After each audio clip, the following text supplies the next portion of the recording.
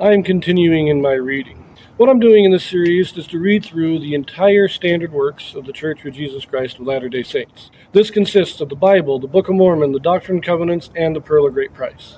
I am continuing reading in a chronological order, according to event, not according to publication or volume, so I'm skipping around a bit as I move along. Continuing in the Doctrine and Covenants once again. My last reading was section 110, which was that great vision 1 week after the dedication of the Kirtland Temple, when Christ, Moses, Elias, and Elijah all appeared to Joseph Smith and Oliver Cowdery, restoring the final keys for the last days.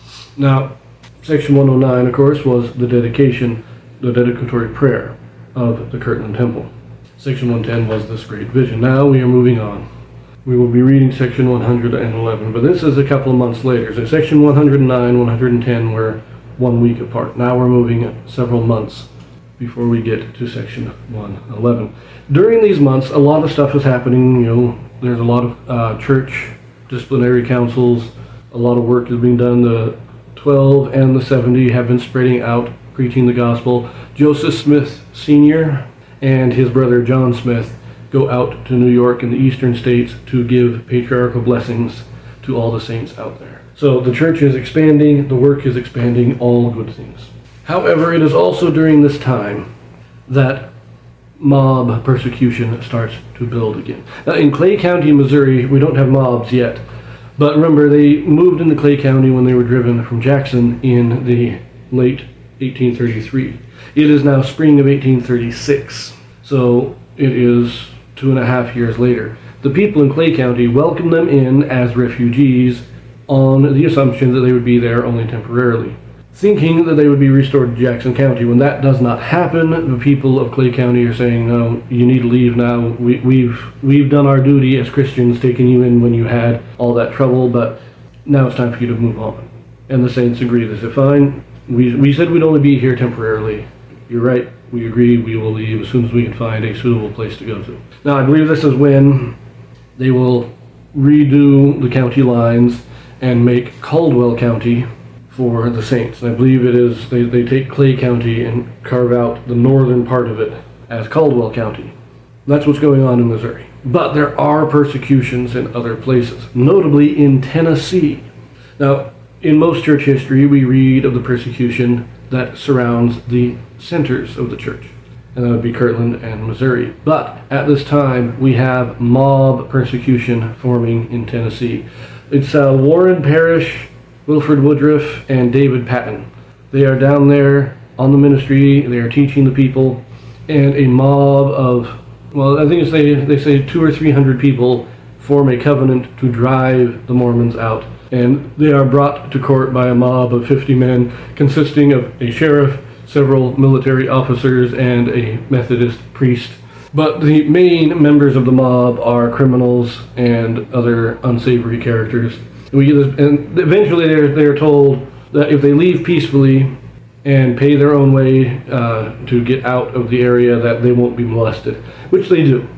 But this is a big thing going on, and this whole offer of you go peacefully, we won't chase you, is proof that there was no truth in the charges brought against them. It was all mob warfare against the Mormons. So we see this not only in Kirtland and in Missouri, but it is rising up in other places as well. Now, shortly after this, in the last half of July, Joseph Smith and a few others travel out to Salem, Massachusetts.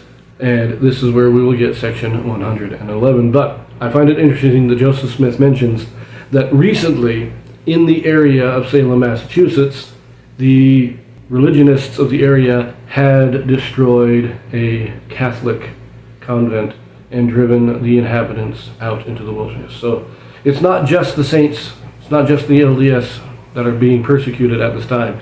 There is a spirit of religious animosity that is growing up in the United States against any religion that seems to be counter to the mainstream. And they even talk about, back in the 1600s, the people in Salem. He makes reference, I believe, to the Salem witch trials. But he also talks about that when the Quakers came over, they were persecuted by the religionists of the area. And so this is just, the saints are feeling more persecution than other groups, but there still is persecution of other religions. So that is the backdrop of persecutions as we come to section 111. And the heading of this section states, "A revelation given through Joseph Smith the prophet at Salem, Massachusetts, August 6, 1836. Recorded in History of the Church, Volume 2, pages 465 to 466. At this time, the leaders of the church were heavily in debt due to their labors in the ministry. Hearing that a large amount of money would be available to them in Salem, the prophet Sidney Rigdon, Hyrum Smith, and Oliver Cowdery traveled there from Kirtland, Ohio, to investigate this claim, along with preaching the gospel. The brethren transacted several items of church business and did some preaching. When it became apparent that no money was to be forthcoming, they returned to Kirtland. Several of the factors prominent in the background are reflected in the wording of this revelation."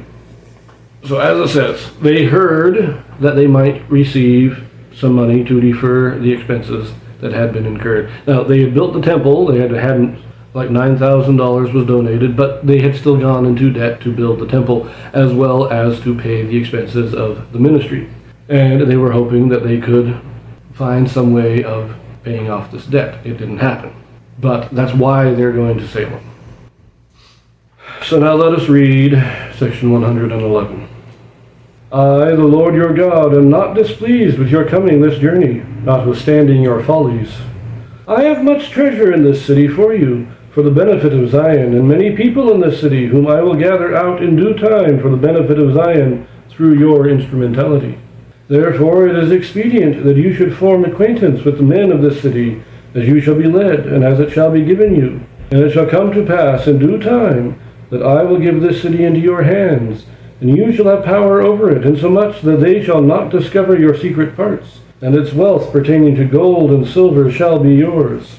Concern not yourselves about your debts, for I will give you power to pay them. Concern not yourselves about Zion, for I will deal mercifully with her. Tarry in this place and in the regions round about, and the place where it is my will that ye should tarry for the main shall be signalized unto you by the peace and power of my Spirit that shall flow unto you. This place you may obtain by hire, and inquire diligently concerning the more ancient inhabitants and founders of this city. For there are more treasures than one for you in this city. Therefore be ye as wise as serpents, and yet without sin. And I will order all things for your good, as fast as ye are able to receive them. Amen."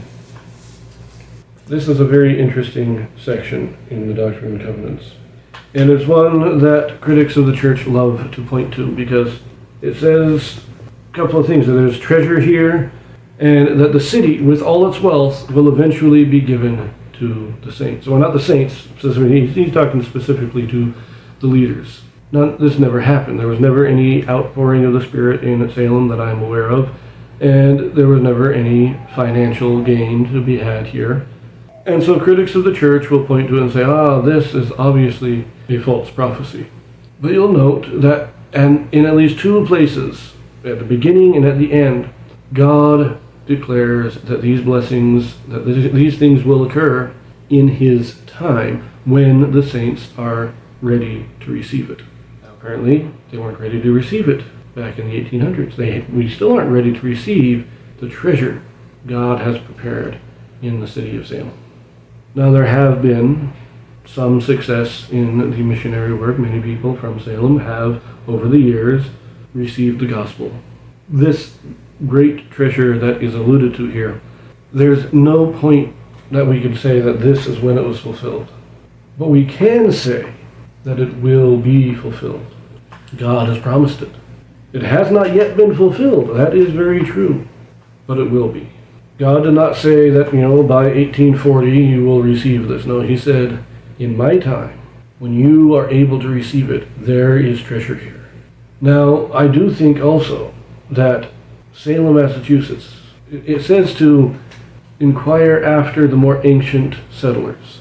And I think that part of the treasure that God is talking about here is the records, the knowledge of who these people were, that their work could be done for them once the work of the salvation for the dead is commenced. That may be the treasure He's talking about. And it may be a treasure that we will not recognize until after the second coming, when we see the great blessing of those original settlers, that they have received the gospel, that they have that greatness to them. I don't know. This is one that we can't say has been fulfilled, but we still press forward in faith, believing that it will be fulfilled, or that if it has been fulfilled, we will understand its fulfillment at some point in the future. But as of right now, we just move forward in faith.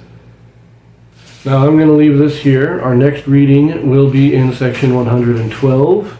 And I do believe that either just before or just after reading section 112, I will have my next installment on Zion's Camp. So look forward to those. I will see you then.